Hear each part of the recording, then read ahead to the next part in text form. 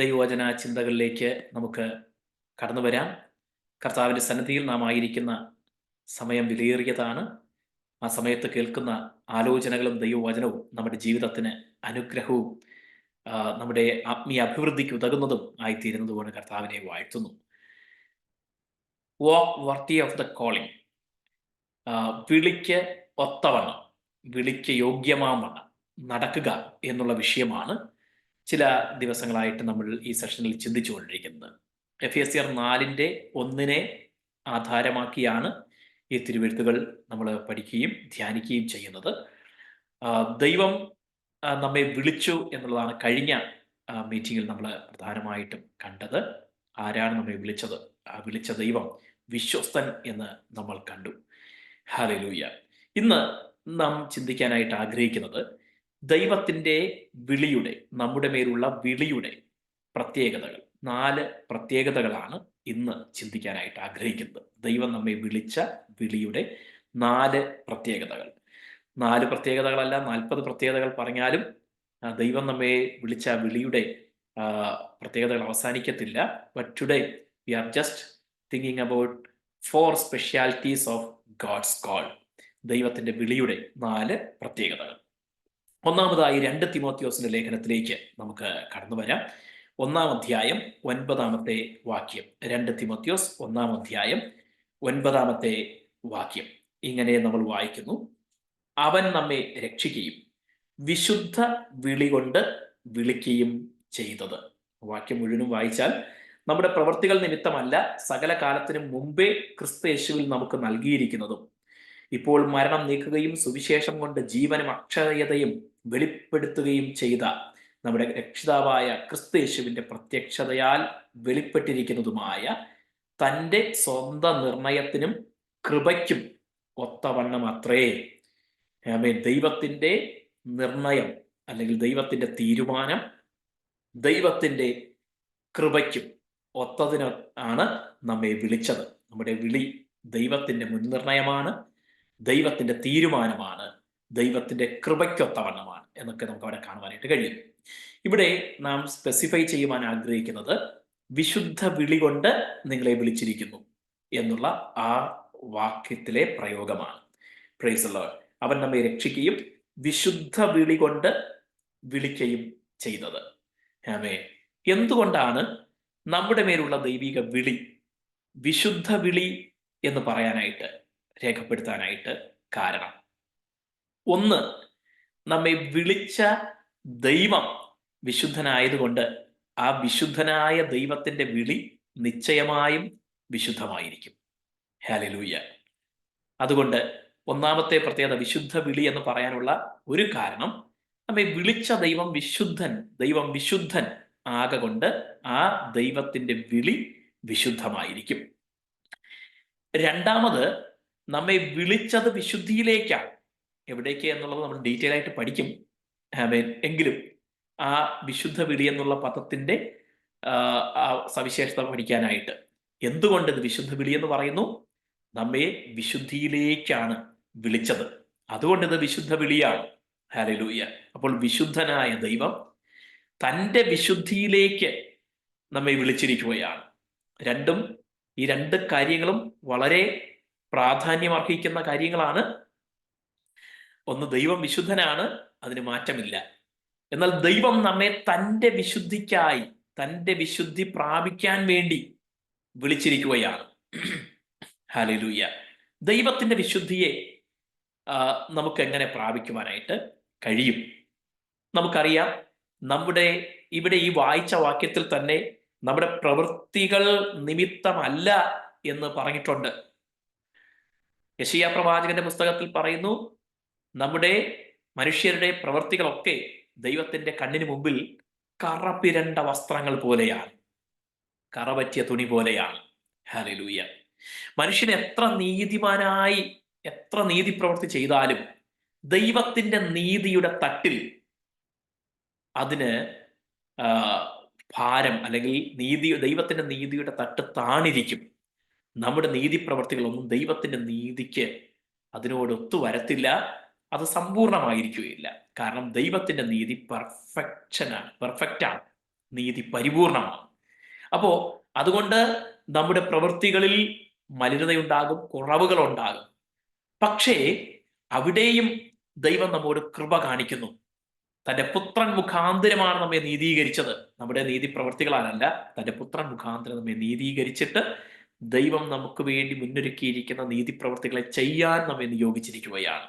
അപ്പോ ദൈവത്തിന്റെ വിശുദ്ധിയെ നമുക്ക് എങ്ങനെ പ്രാപിക്കുവാനായിട്ട് കഴിയും? ഒന്ന്, തന്റെ പുത്രനായ യേശുവിനാലുള്ള നീതീകരണം പ്രാപിച്ച്, യേശുവിലൂടെയുള്ള നീതീകരണം പ്രാപിച്ച്, ക്രിസ്തുവിന്റെ രക്തത്താൽ കഴുകപ്പെട്ട് ദൈവത്തിന്റെ വിശുദ്ധിയെ പ്രാപിക്കുവാനായിട്ട് കഴിയും. ദൈവത്തിന്റെ വിശുദ്ധിയിലേക്ക് നമ്മെ വിളിച്ചിരിക്കുമ്പോൾ ആ വിളിയോട് നമുക്കൊരു ഉത്തരവാദിത്തമുണ്ട്.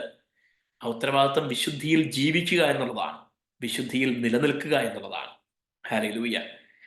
അവിടെയും നമ്മുടെ എഫേർട്ട് കൊണ്ടോ നമ്മുടെ കഴിവ് കൊണ്ടോ, നമ്മൾ ധൈര്യശാലികളായതുകൊണ്ടോ, അല്ലെങ്കിൽ എന്തൊക്കെ വന്നാലും ഞാന് ഈ വിശുദ്ധി വിട്ടു പോകത്തില്ല എന്ന് തീരുമാനിക്കാൻ തക്ക ശേഷി നമ്മിലുള്ളത് കൊണ്ടോ അല്ല. ദൈവകൃപയിൽ ആശ്രയിച്ചാൽ ദൈവം നമ്മെ തന്റെ വിശുദ്ധിയിൽ നിർത്തും. ഹല്ലേലൂയ. ആ വാഞ്ചയും ആഗ്രഹവുമാണ് നമുക്ക് വേണ്ടത്. Price the Lord. പൗലോസ് അപ്പോസ്തലൻ പറയുന്നതും അത് തന്നെയാണ്. നമ്മെ നിർത്തുന്നത് ദൈവമാണ്. ഹല്ലേലൂയ. അതുകൊണ്ട് നിൽക്കുന്നു എന്ന് തോന്നുന്നവൻ വീഴാതിരിക്കാൻ നോക്കിക്കൊള്ളട്ടെ. Praise the Lord. എബ്രായ ലേഖന കർത്താവ് എഴുതുമ്പോഴേക്കും അദ്ദേഹം ഒത്തിരി ശാസന സ്വരത്തിലും എബ്രായ ജനതയുടെ അല്ലെങ്കിൽ എബ്രായ ക്രൈസ്തവരുടെ ആത്മീയ ജീവിതത്തിൽ വന്ന മന്ദത, അവർ പുറകോട്ട് പോകുന്നതിനൊക്കെ ചൂണ്ടിക്കാണിച്ചിട്ട്, ഇങ്ങനെ പോയാൽ നിങ്ങൾ നിങ്ങളിലെ ക്രിസ്തീയ നിലം നല്ല വിള ഉണ്ടാകത്തില്ല, മുള്ളും പറക്കാരെയും അവിടെ മുളയ്ക്കും, അങ്ങനെ വന്നു കഴിഞ്ഞാൽ ചുട്ടുകളകയാണ് അതിന്റെ അവസാനം എന്നൊക്കെ ഒരു ശാസന രൂപത്തിൽ പറഞ്ഞെങ്കിലും അത് കഴിയുമ്പോൾ അവരോട് പറയുകയാണ്, എങ്കിലും നിങ്ങളെക്കുറിച്ച് ഞാൻ നല്ലത് പ്രത്യാശിക്കുന്നു, അങ്ങനൊന്നും സംഭവിക്കില്ല എന്ന് ഞാൻ പ്രത്യാശിക്കുന്നു. Price the Lord. നമുക്കും ദൈവകൃപയിൽ ആശ്രയിച്ച് പറയാം, എൻ്റെ കരുത്തുകൊണ്ട്, ബലം കൊണ്ട്, അറിവ് കൊണ്ട്, ശക്തി കൊണ്ട് എനിക്ക് വിശുദ്ധിയിൽ ജീവിക്കാനോ നിൽക്കാനോ കഴിയില്ല. പക്ഷേ ദൈവം കൃപ തന്നാൽ ഞാൻ വിശുദ്ധിയിൽ നിലനിൽക്കും. എനിക്കതുകൊണ്ട് വിശുദ്ധിയിൽ ജീവിപ്പാനുള്ള കൃപ വേണമെന്ന് ദൈവത്തോട് പ്രാർത്ഥിക്കാം. നമുക്ക് ആഴമായ വാഞ്ചയുണ്ടെങ്കിലേ ദൈവം അത് ചെയ്യത്തുള്ളൂ. വിശുദ്ധിക്ക് വേണ്ടി ഒരു ആഗ്രഹം, അതിനു വേണ്ടി ഒരു വാഞ്ച, എരിയുന്ന ആഗ്രഹം നമുക്കുണ്ടാകണം. കത്തുന്ന ഒരു ആഗ്രഹം വിശുദ്ധിക്ക് വേണ്ടി, വിശുദ്ധിയിൽ ജീവിക്കാനായിട്ട് നമുക്കുണ്ടായിരിക്കണം. ഹല്ലേലൂയ. ആമേൻ. ദൈവം വിശുദ്ധനാണ്.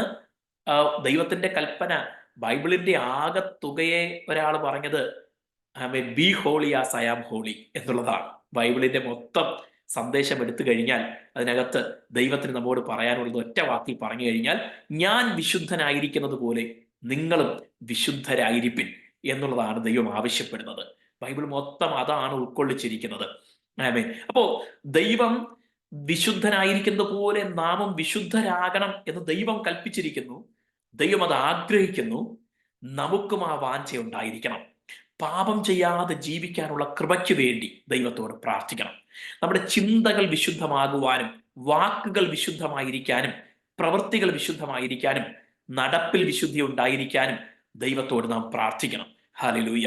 അങ്ങനെ വിശുദ്ധ ജീവിതം നയിക്കാനായിട്ടുള്ള വാഞ്ച നമുക്കുണ്ടായിരിക്കണം. അതാണ് നമുക്ക് ഈ വിശുദ്ധ വിളി നൽകുന്ന ഉത്തരവാദിത്തം, റെസ്പോൺസിബിലിറ്റി. വിശുദ്ധ വിളി നമുക്ക് നൽകുന്ന ഉത്തരവാദിത്തം. രണ്ട് കാര്യങ്ങൾ എന്തുകൊണ്ട് ഇത് വിശുദ്ധ വിളി എന്നതിന് ഞാൻ പറഞ്ഞു. ഒന്ന്, വിളിച്ച ദൈവം വിശുദ്ധനാണ്. രണ്ട്, നമ്മെ വിളിച്ചത് ദൈവത്തിന്റെ വിശുദ്ധിയിലേക്കാണ്. മറ്റൊന്ന്, ഈ വിശുദ്ധി എന്നുള്ള വാക്ക് സെപ്പറേഷൻ എന്നുകൂടെ അർത്ഥം വരുന്നതാണ്. വേർതിരിക്കുക എന്നുകൂടെ അർത്ഥം വരുന്നതാണ്. വേർതിരിക്കുക. ഹല്ലേലൂയ. അപ്പോ ഈ വിശുദ്ധ വിളി എന്ന് പറയാനായിട്ട് കാരണം ദൈവത്തിനായിട്ട് സെപ്പറേറ്റ് ചെയ്യപ്പെട്ടിരിക്കുന്നു എന്നതുകൊണ്ടാണ്, വേർതിരിക്കപ്പെട്ടിരിക്കുന്നു എന്നതുകൊണ്ടാണ്. അതിനു വേണ്ടിയുള്ള വിളിയാകയാണ്, ദൈവത്തിനായി വേർതിരിക്കാനുള്ള വിളിയാകയാലാണ് ഇതിന് വിശുദ്ധ വിളി എന്ന് പറയുന്നത്. അതാണ് മൂന്നാമത്തെ കാരണം, ഇതിനെ വിശുദ്ധ വിളി എന്ന് പറയാനുള്ള മൂന്നാമത്തെ കാരണം. ഹല്ലേലൂയ. ആമേൻ. എന്താ സെപ്പറേഷൻ എന്ന് പറയുന്നത്? നമുക്ക് പൗലോസ് അപ്പോസ്തലൻ പറയുന്നത്, നാം ഈ ലോകം വിട്ട് പോകേണ്ടി വരും. എങ്ങനെ ചിന്തിച്ചു കഴിഞ്ഞാൽ, ഈ പാപം ചെയ്യുന്ന മനുഷ്യരുമായി ഒരു സമ്പർക്കവും ഇല്ലാതെ ജീവിക്കാനായിട്ട് ചിന്തിച്ചു കഴിഞ്ഞാൽ അത് സാധ്യമല്ല. അങ്ങനെ ശ്രമിക്കുന്നവരുണ്ട്. പല മതങ്ങളിലും അങ്ങനെയുള്ള എക്സ്ട്രീമിസം ഫോളോ ചെയ്യുന്നവരുണ്ട്. ലോകത്തിലെ മറ്റെല്ലാവരിൽ നിന്നും മാറി ഐസൊലേറ്റ് ചെയ്യപ്പെട്ട് ജീവിക്കുന്നവരുണ്ട്. ആമേൻ. എന്നാൽ അങ്ങനൊരു ജീവിതം ക്രിസ്തീയ ജീവിതത്തിൽ ദൈവം ഉദ്ദേശിക്കുന്നില്ല, പ്രായോഗികമല്ല എന്ന് പൗലോസ് അപ്പോസ്തലൻ കുറിച്ചു വച്ചിരിക്കുന്നു. പിന്നെ എന്താ ഉദ്ദേശിക്കുന്നത്? ഈ ലോകത്തിൽ നാം ആയിരിക്കുമ്പോൾ നമുക്ക് ലോകജാതികളുടെ അല്ലെങ്കിൽ ലോകത്തിന്റെ മര്യാദ അനുസരിച്ച്, ലോകത്തിന്റെ പാറ്റേൺ അനുസരിച്ച് ജീവിക്കാൻ അനുവാദമില്ല. ഹല്ലേലൂയ. പിന്നെ ഏത് പാറ്റേണാണ് നമുക്കുള്ളത്? ദൈവവചനത്തിന്റെ അതിനനുരൂപമായി നാം രൂപാന്തരപ്പെട്ട് ജീവിക്കാനാണ് ദൈവം നമ്മെ വിളിച്ചിരിക്കുന്നത്. അപ്പോ the pattern of the word of God, ദൈവവചനത്തിന്റെ രീതിയിൽ ദൈവവചനത്തോട് അനുരൂപപ്പെട്ട് ജീവിക്കാനാണ് ദൈവം നമ്മെ വിളിച്ചിരിക്കുന്നത്. അതാ സെപ്പറേഷൻ എന്ന വാക്കുകൊണ്ട് ഉദ്ദേശിക്കുന്നത്. പാപത്തോട് ഒരു കോംപ്രമൈസും ചെയ്യാത്തവരായി, ഞാൻ ഈ ലോകത്തിനുള്ളവനല്ല എന്ന ചിന്തയോടുകൂടെ, ഹാമേൻ, എന്റെ പൗരത്വം ഇവിടെയല്ല എന്ന ബോധ്യത്തോടുകൂടി ജീവിക്കുന്നതിനെ ഒരു വേർതിരിക്കപ്പെട്ട വേർപാടിന്റെ ജീവിതം എന്ന് നമുക്ക് ചുരുക്കമായിട്ട് പറയുവാനായിട്ട് കഴിയും. ഹല്ലേലൂയ. പാപത്തോട് കോംപ്രമൈസ് ഇല്ല. ഞാൻ ഈ ലോകത്തിനുള്ളവനല്ല. ലോകത്തിലാ ജീവിക്കുന്നത്, പക്ഷെ ഞാൻ ഈ ലോകത്തിനുള്ളവനല്ല. ഞാൻ സ്വർഗീയ പൗരത്വമുള്ളവനാണ്. ഈ ബോധ്യത്തിൽ ജീവിക്കുന്നതിനെ വേർപെട്ട ജീവിതം നയിക്കുന്നു എന്ന് നമുക്ക് പറയാനായിട്ട് കഴിയും. നമ്മുടെ ജോലിയിൽ, അതുപോലെ നമ്മുടെ യാത്രകളിൽ, ഓരോ ദിവസമുള്ള നമ്മുടെ ഇടപെടലുകളിൽ രക്ഷിക്കപ്പെടാത്ത മനുഷ്യരുമായിട്ട് തീർച്ചയായിട്ടും നമുക്ക് ഇടപഴകിയേ പറ്റത്തുള്ളൂ. പക്ഷേ നാം അവരുടെ പാപങ്ങളിൽ ഓഹരിക്കാരാകരുത് എന്ന് വചനം വ്യക്തമായിട്ട് പറയുന്നു. അവരോട് സംസാരിക്കാം, അവരുടെ വീട്ടിൽ പോകാം, അവരുമായിട്ട് ഒരുമിച്ച് യാത്ര ചെയ്യാം, അങ്ങനെയൊക്കെ ചെയ്യുന്നതിന് അതൊന്നും തെറ്റല്ല. പക്ഷേ അവരുടെ പാപങ്ങളിൽ, അവർ ചെയ്യുന്ന പാപത്തിൽ നാം പങ്കുചേരരുത്. അത് പല രീതിയിലാകാം. അവരുടെ പാപപ്രവൃത്തികളിൽ നാം പങ്കുചേരരുത്. ഹല്ലേലൂയ. അതിന് ചിലപ്പോൾ വില കൊടുക്കേണ്ടി വരും, ഒറ്റപ്പെടൽ അനുഭവിക്കേണ്ടി വരും, അധിക്ഷേപവും അപമാനവും അനുഭവിക്കേണ്ടി വരും. എന്നാൽ അതെല്ലാം സഹിച്ച് വേർപെട്ട ജീവിതം നയിക്കാൻ ദൈവം ആഗ്രഹിക്കുന്നു. അതിനു വേണ്ടിയാണ് അങ്ങനെ ഒരു ജീവിതത്തിന് വേണ്ടിയുള്ള വിളിയാകയാലാണ് ഇതിനെ വിശുദ്ധ വിളി എന്ന് പറയുന്നത്. അപ്പോൾ ഒന്ന് നമ്മൾ കണ്ടു, ദൈവം വിളിച്ചത് വിശുദ്ധ വിളിയാലാണ്. Praise the Lord. 2, ഫിലിപ്പിയ ലേഖനം 3-ാം അധ്യായത്തിന്റെ 14-ാമത്തെ വാക്യത്തിലേക്ക് നമുക്ക് വരാം. ഫിലിപ്പിയ ലേഖനം 3-ാം അധ്യായം 14-ാമത്തെ വാക്യം. ഒന്ന് ഞാൻ ചെയ്യുന്നു, പിമ്പിലുള്ളത് മറന്നും മുമ്പിലുള്ളതിന് ആഞ്ഞും കൊണ്ട് ക്രിസ്തു യേശുവിൽ ദൈവത്തിന്റെ പരമവിളിയുടെ വിരുദിനായി ലാക്കിലേക്ക് ഓടുന്നു. അപ്പോ വിളിയുടെ രണ്ടാമത്തെ പ്രത്യേകത, the second speciality of God's calling, ദൈവത്തിന്റെ വിളിയുടെ രണ്ടാമത്തെ പ്രത്യേകത ഇവിടെ പറയുന്നു. ഇത് പരമവിളിയാണ്. പരമവിളി. ഹല്ലേലൂയ. മലയാളത്തിൽ പരമവിളി അല്ലെങ്കിൽ പരമം എന്ന പദം കൊണ്ട് അർത്ഥമാക്കുന്നത് എക്സ്ട്രീം അല്ലെങ്കിൽ ഏറ്റവും അങ്ങേയറ്റം എന്നുള്ളതാണ്. ഹല്ലേലൂയ. ഇംഗ്ലീഷിൽ നമുക്ക് കുറച്ചുകൂടി നമുക്ക് ആശയം മനസ്സിലാക്കാൻ കഴിയുന്ന വാക്ക് കാണാം, ഹൈ കോളിംഗ്, ഉന്നത വിളി. ഹല്ലേലൂയ. നമ്മൾ പാടാറുണ്ട്, ഉന്നത വിളിക്കു യോഗ്യരേ, വിളിച്ചവന്റെ സന്നിധിയിൽ നിന്നു മാറല്ലേ. അപ്പൊ ഉന്നത വിളി, ഹൈ കോളിംഗ്. ഹല്ലേലൂയ. പരമവിളി എന്ന് പറഞ്ഞാൽ ഉന്നത വിളി. Price the Lord. എന്തുകൊണ്ടാണ് ഇതിനെ ഉന്നത വിളി എന്ന് പറയുന്നത്? നേരത്തെ നമ്മൾ ചിന്തിച്ചത് പലതും ഇവിടെയും ആപ്ലിക്കബിൾ ആണ്. ഒന്ന്, വിളിച്ചത് പരമോന്നതനായ ദൈവം, അത്യുന്നതനായ ദൈവം. ഹല്ലേലൂയ. അപ്പോൾ ഏറ്റവും ഉന്നതനായ ദൈവത്തിന്റെ വിളിയാകയാൽ ഇത് ഉന്നത വിളിയാണ്. Praise the Lord. പരമവിളിയാണ്. ഇത് അത്യുന്നതനായ ദൈവത്തിന്റെ വിളിയാകയാൽ ഉന്നത വിളിയാണ്. ഹല്ലേലൂയ. 2, നമ്മെ ഈ താണഭൂമിയിൽ നിന്ന് സ്വർഗോന്നതിയിലേക്ക് എത്തിക്കുവാൻ വേണ്ടിയുള്ള വിളിയാണിത്. ഹല്ലേലൂയ. താഴ്ചയിൽ നിന്ന് ഉയർത്തുവാനുള്ള വിളിയാകയാൽ ഇത് ഉന്നത വിളിയാണ്. Praise the Lord. ഹല്ലേലൂയ. ഒന്ന്, ഉന്നതനായ ദൈവം വിളിച്ചതുകൊണ്ട്, അത്യുന്നതനായ ദൈവം വിളിച്ചതുകൊണ്ട് ഇത് ഉന്നത വിളിയാണ്. ഹല്ലേലൂയ. അതത്ര അനുഗ്രഹമാണല്ലേ നമുക്ക് ലഭിച്ചത്, ഉന്നതനായ ദൈവത്തിന്റെ വിളി. Price the Lord. ഈ രാജ്യത്തിന്റെ പ്രൈം മിനിസ്റ്റർ അല്ലെങ്കിൽ ലോകത്തിലെ ഏതെങ്കിലും വലിയ ഉന്നതനായ ഒരു നേതാവ് നമ്മെ ഫോണിലൊന്ന് വിളിച്ചു എന്നിരിക്കട്ടെ. വിളിച്ചിട്ട് എന്തുണ്ട്, വെറുതെ ഒരു കോൾ ചെയ്തതാണെന്ന് പറഞ്ഞാൽ നമുക്കുണ്ടാകുന്ന സന്തോഷം എന്തായിരിക്കും? നമ്മൾ ആ കോള് കഴിയുമെങ്കിൽ റെക്കോർഡ് ചെയ്ത് ഉള്ള സോഷ്യൽ മീഡിയയിലെല്ലാം, കണ്ടോ എന്നെ ഇന്ന് രാജ്യത്തിന്റെ പ്രൈം മിനിസ്റ്റർ വിളിച്ചു എന്നൊക്കെ പറഞ്ഞ് നമ്മളത് ഒരു പുകഴ്ചയായി കാണും, അല്ലെ? ഒരു അഭിമാന നിമിഷമായി കാണും. ഹല്ലേലൂയ. എന്നാൽ ഇവിടെ നോക്കുക, സർവലോകത്തിന്റെയും സൃഷ്ടാവായ, എല്ലാത്തിനും മീതെ, സകല നാമത്തിനും മേലായ നാമമുള്ള ദൈവത്തിന്റെ ഉന്നതനായ ദൈവം നമ്മെ വിളിച്ചിരിക്കുന്നു. Price the Lord. അതുകൊണ്ട് ഇത് ഉന്നത വിളിയാണ്. രണ്ട്, എവിടേക്കാണ് വിളിച്ചത്? താഴ്ചയിൽ നിന്ന് ഉയരത്തിലേക്ക്. ഏത് താഴ്ചയിലായിരുന്നു നമ്മൾ? നമ്മൾ പാപത്തിന്റെ കുഴിയിലായിരുന്നു എന്ന് വചനം പഠിപ്പിക്കുന്നു. പാപത്തിന്റെ കുഴിയിൽ. ഹല്ലേലൂയ. ആമേൻ. അതുപോലെ സ്തോത്രം, നാം മറ്റൊരു വിധത്തിൽ ചിന്തിച്ചു കഴിഞ്ഞാൽ നാം നരകത്തിന് യോഗ്യരായിരുന്നു. അല്ലെങ്കിൽ ആമേൻ, ഏറ്റവും താഴ്ച എന്ന് പറയുന്നത് നരകമാണ്, അല്ലെ? സ്ഥിതിയാണ് ഞാൻ പറയുന്നത്, സ്റ്റേറ്റസ് ആണ് ഞാൻ പറയുന്നത്. അതുകൊണ്ട് നരകം ഇരിക്കുന്നത് താഴെയും സ്വർഗം മുകളിലും. ആമേൻ. നമ്മൾ പൊതുവെ അങ്ങനെ ഒരു ചിന്ത നമുക്കുണ്ട്. ആമേൻ. ദൈവവചനത്തിൽ ഉയരത്തിലേക്ക് കണ്ണുകൾ ഉയർത്തി പ്രാർത്ഥിക്കുന്നു എന്നൊക്കെ പറയുമ്പോൾ ആ ചിന്ത വചനത്തിൽ നമുക്ക് കാണുവാനായിട്ട് കഴിയും. ആമേൻ. എന്നാൽ ആമേൻ, ഞാൻ ഇവിടെ നരകം ഏറ്റവും താഴ്ചയിൽ എന്ന് പറയുന്നത് അതിന്റെ സ്റ്റേറ്റസ് ആണ്. ഒരു മനുഷ്യൻ ദൈവത്തിന്റെ സന്നിധിയിൽ നിന്ന് അധപ്പതിക്കുവാൻ അല്ലെങ്കിൽ താഴുവാൻ പറ്റുന്ന, താഴുന്ന ഏറ്റവും എക്സ്ട്രീം ആയിട്ടുള്ള ലെവലാണ് നരകമെന്ന് പറയുന്നത്.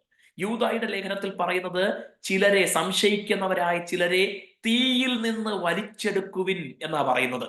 അപ്പോ നമ്മുടെ രക്ഷാ സന്ദേശം നാം അറിയിക്കുമ്പോൾ വാസ്തവത്തിൽ തീയിൽ നിന്ന് ചിലരെ വലിച്ചെടുക്കുകയാണ്. എവിടെയാണ് ഈ തീ? കെടാത്ത തീയായ നരകത്തിൽ നിന്ന് വലിച്ചെടുക്കുകയാണ്. ഇന്ന് ഈ ലോകത്തിലായിരിക്കുമ്പോൾ ആക്ഷരികമായി നരകം അനുഭവിക്കുന്നില്ല. പക്ഷേ ആമേൻ, ഒരു പ്രസിദ്ധനായ പ്രസംഗകൻ പറഞ്ഞതുപോലെ, ജോൺ വെസ്ലി ആണെന്ന് തോന്നുന്നു, പറഞ്ഞതുപോലെ, ആമേൻ, ഈ രീതിയിലാണ് പോകുന്നതെങ്കിൽ നീ നേരെ ചെല്ലുന്നത് നരകത്തിൽ തന്നെ ആയിരിക്കും എന്ന് പറഞ്ഞതുപോലെ, ആമേൻ, ഈ ജീവിതം അല്ലെങ്കിൽ പാപജീവിതം കൊണ്ടുചെന്ന് എത്തിക്കുന്നത് നരകത്തിലേക്കാണ്. നരകത്തിന്റെ, പാതാളത്തിന്റെ ആടുകളായി ആമേൻ അവരെ വിട്ടിരിക്കുന്നു എന്ന് സങ്കീർത്തനത്തിൽ നമുക്ക് കാണുവാനായിട്ട് കഴിയുന്നു. അപ്പോ ആ നരകത്താഴ്ചയിൽ നിന്ന് ഏറ്റവും ഉന്നതമായ ക്രിസ്തുവിൽ ഇന്ന് കൊലോസ്യ ലേഖനത്തിലൊക്കെ പറഞ്ഞിരിക്കുന്നത്, എഫേസ്യ ലേഖനത്തിൽ പറഞ്ഞിരിക്കുന്നത്, തന്നോടുകൂടെ നമ്മെ ഇരുത്തിയിരിക്കുന്നു എന്നാണ്. സ്വർഗസ്ഥലങ്ങളിൽ ഇരുത്തിയിരിക്കുന്നു എന്നാണ്. ഹല്ലേലൂയ. ആമേൻ. ആത്മീയമായി നാം കർത്താവിനോട് കൂടെ സ്വർഗസ്ഥലങ്ങളിൽ ഇരിക്കുകയാണ്. ആ പൊസിഷനിൽ നമ്മെ ദൈവം ആക്കിയിരിക്കുകയാണ്. എന്നാൽ അക്ഷരാർത്ഥത്തിൽ നമ്മെ തന്നോടുകൂടെ ഇരുത്തേണ്ടതിന് അവിടുന്ന് പിന്നെയും വന്ന് നമ്മെ തന്റെ അടുക്കൽ ചേർത്തുകൊള്ളും. അപ്പോ ഏറ്റവും ഉന്നതമായ സ്ഥിതിയിൽ എത്തിക്കുവാൻ വേണ്ടിയുള്ള വിളിയാകയാൽ ഇത് ഉന്നത വിളിയാണ്. ഹല്ലേലൂയ. ആമേൻ. അപ്പോ രണ്ട് കാര്യങ്ങൾ എന്തുകൊണ്ട് ഇത് ഉന്നത വിളി എന്നതിന് നമ്മൾ കണ്ടു. ഇനി എബ്രായ ലേഖനം 3-ാം അധ്യായത്തിന്റെ 1-ാമത്തെ വാക്യത്തിലേക്ക് വന്നു കഴിഞ്ഞാൽ, ഹീബ്രൂസ് ചാപ്റ്റർ 3 വേഴ്സ് 1, അവിടെ ഇങ്ങനെ നമ്മൾ കാണുന്നു, അതുകൊണ്ട് വിശുദ്ധ സഹോദരന്മാരെ, സ്വർഗീയ വിളിക്ക് ഓഹരിക്കാരായുള്ളവരെ, സ്വർഗീയ വിളിക്ക് ഓഹരിക്കാരായുള്ളവരെ. മൂന്നാമത്തെ പ്രത്യേകത, ദൈവത്തിന്റെ വിളിയുടെ മൂന്നാമത്തെ പ്രത്യേകത, ഇത് സ്വർഗീയ വിളിയാണ്. Heavenly calling. Heavenly calling. ഹല്ലേലൂയ. Praise the Lord. ഈ ഹെവൻലി കോളിംഗ്, സ്വർഗീയ വിളി എന്നുള്ളതിന് ആമേൻ, നേരത്തെ പറഞ്ഞതൊക്കെ ബാധകമാണ്. ദൈവം സ്വർഗീയനാണ്. സ്വർഗത്തിലെ ദൈവം എന്ന ദൈവത്തെ കുറിച്ച് പറഞ്ഞിരിക്കുന്നു. സ്വർഗം ദൈവത്തിന്റെ സിംഹാസനം എന്ന് പറഞ്ഞിരിക്കുന്നു. സ്വർഗം ദൈവത്തിനുള്ളത്, ഭൂമിയെ അവൻ മനുഷ്യർക്ക് കൊടുത്തിരിക്കുന്നു എന്ന് നമ്മൾ തിരുവെഴുത്തിൽ കാണുന്നു. ഹല്ലേലൂയ. ദൈവത്തിന്റെ അതിപരിശുദ്ധ സ്വർഗം. ഹല്ലേലൂയ. ഈ സ്വർഗം എന്ന ആശയം ബൈബിളിൽ പറഞ്ഞിരിക്കുമ്പോൾ അത് പല തട്ടുകൾ അല്ലെങ്കിൽ പല റലം ആമേൻ, ഈ സ്വർഗം എന്ന വാക്കിന് കൊണ്ട്, ആശയം കൊണ്ട് ഉദ്ദേശിക്കുന്നുണ്ട് എന്ന് ചൂണ്ടിക്കാണിക്കാറുണ്ട്.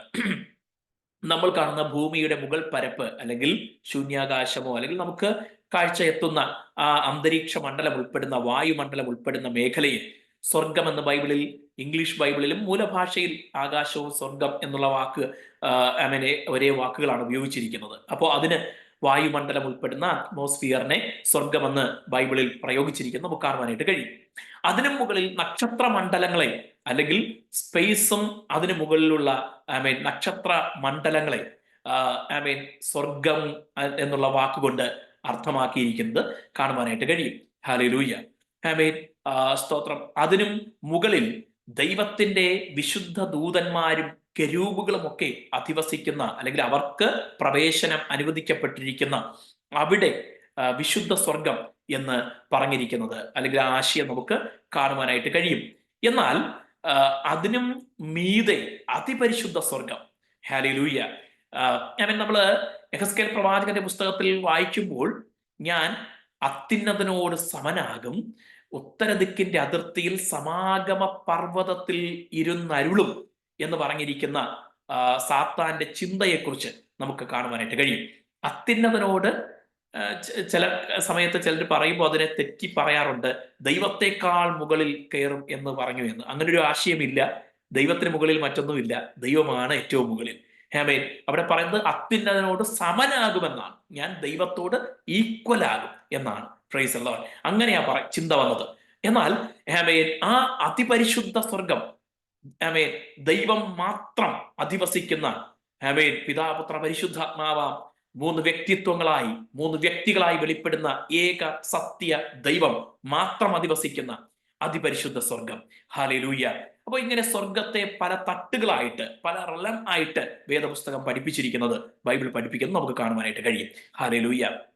ആമേൻ. നമ്മെ ക്രിസ്തുവിൽ തന്നോടുകൂടെ ഇരുത്തിയിരിക്കുന്നു, സ്വർഗത്തിൽ ഇരുത്തിയിരിക്കുന്നു എന്ന് നമുക്ക് മനസ്സിലാക്കാൻ കഴിയുന്നു. മാത്രമല്ല, തന്നോടുകൂടി ഇരുത്തേണ്ടത്, അക്ഷരാർത്ഥത്തിൽ ഇരുത്തേണ്ടതിന് പിന്നെയും വന്ന് നിങ്ങളെ എൻ്റെ അടുക്കൽ ചേർത്തുകൊള്ളും എന്ന് കർത്താവ് പഠിപ്പിച്ചു.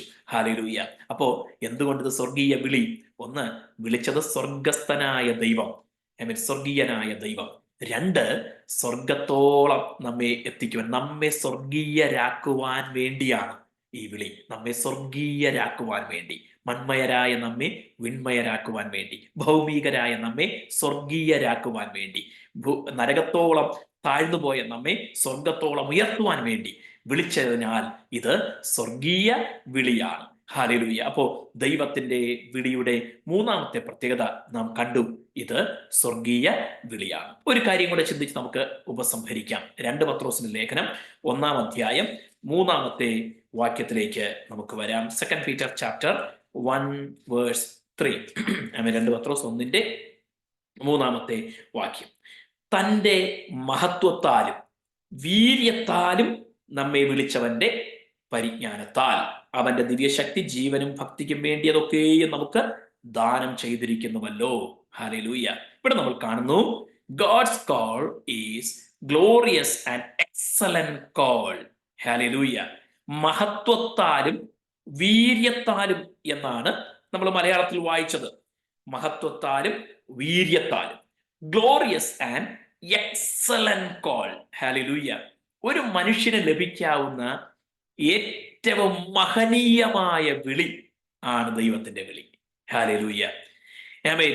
എക്സലന്റ്, ഏറ്റവും ശ്രേഷ്ഠമായ വിളി ആണ് ദൈവത്തിന്റെ വിളി. ഹല്ലേലൂയ. നമുക്കതിനോട് പ്രതികരിക്കാൻ ഭാഗ്യം ലഭിച്ചത് എത്ര അനുഗ്രഹമാണ്, അല്ലേ? Hallelujah. God has given us privilege to respond to that glorious and excellent call. ഹല്ലേലൂയ. മഹത്വപൂർണമായ വിളി. Praise the Lord. എന്തിനാ മഹത്വപൂർണമായ വിളി എന്ന് പറയുന്നത്? മഹത്വത്താൽ വിളിച്ചിരിക്കുന്നു. ഹല്ലേലൂയ. നമ്മെ തേജസ്കരിക്കുവാൻ വേണ്ടിയാണ് ഈ glorious call. To glorify us. ഹല്ലേലൂയ. നമ്മെ തേജസ്കരിക്കാൻ വേണ്ടി. ഈ ശരീരമുണ്ടല്ലോ, ഇത് മണ്ണാണ്, ഇത് മണ്ണിലേക്ക് മടങ്ങിച്ചേരും. എന്നാൽ ഈ ദേഹം മണ്ണിനോട് മടങ്ങിച്ചേർന്നാലും ദേഹത്തെ രൂപാന്തരപ്പെടുത്തി സ്വർഗീയ ശരീരത്തോടെ ഉയർത്തെഴുന്നേൽപ്പിക്കുന്ന ഒരു ദിവസം വരുന്നുണ്ട്.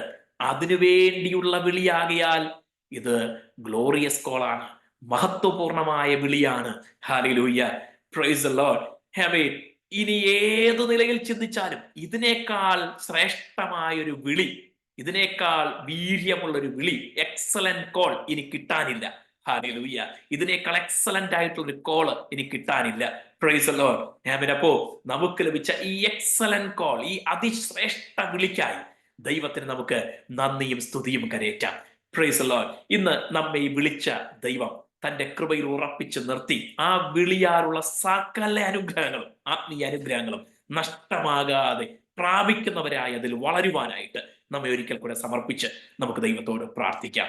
അനുഗ്രഹിക്കപ്പെട്ട ഈ സന്ദേശം നമ്മുടെ ജീവിതത്തിന് മാത്രമല്ല, ഇനി ഇതാരൊക്കെ കേൾക്കുന്നവരൊക്കെ വിടുതലായി തീരട്ടെ. അതിനായിട്ട് നമുക്ക് ഈ സന്ദേശത്തെ ദൈവകരങ്ങൾ സമർപ്പിച്ച് നമ്മെ സമർപ്പിച്ചുകൊണ്ട് ദൈവത്തോട് പ്രാർത്ഥിക്കാം. ഹല്ലേലൂയ. നല്ല പിതാവേ, ഈ അനുഗ്രഹീത ദിനത്തിൽ തിരുമുമ്പാകെ അല്പസമയം ഞങ്ങൾ ഇരുന്നപ്പോൾ ഞങ്ങളോട് അവിടെ ഇടപെട്ട സംസാരിച്ച ദൈവ ശബ്ദത്തിനായി ഞങ്ങൾ നന്ദി പറയുന്നു. കർത്താവെ, ദൈവത്തിന്റെ വിളിയുടെ 4 പ്രത്യേകതകൾ ഞങ്ങൾ ഇന്ന് ചിന്തിച്ചു. ഹല്ലേലൂയ. കർത്താവെ, അങ്ങ് ഇത്ര ശ്രേഷ്ഠമായ വിളി ഞങ്ങൾക്ക് തന്നതിനായി ഞങ്ങൾ നന്ദി പറയുന്നു. കർത്താവെ, വിശുദ്ധ വിളി കൊണ്ട് ഞങ്ങളെ വിളിച്ചതിനായി സ്തോത്രം. ഹല്ലേലൂയ. ഉന്നത വിളിയാൽ, ഹമേ, പരമ വിളിയാൽ ഞങ്ങളെ വിളിച്ചതിനായി സ്തോത്രം. ഹല്ലേലൂയ. സ്വർഗീയ വിളിയാൽ ഞങ്ങളെ വിളിച്ചതിനായി നന്ദി കർത്താവേ.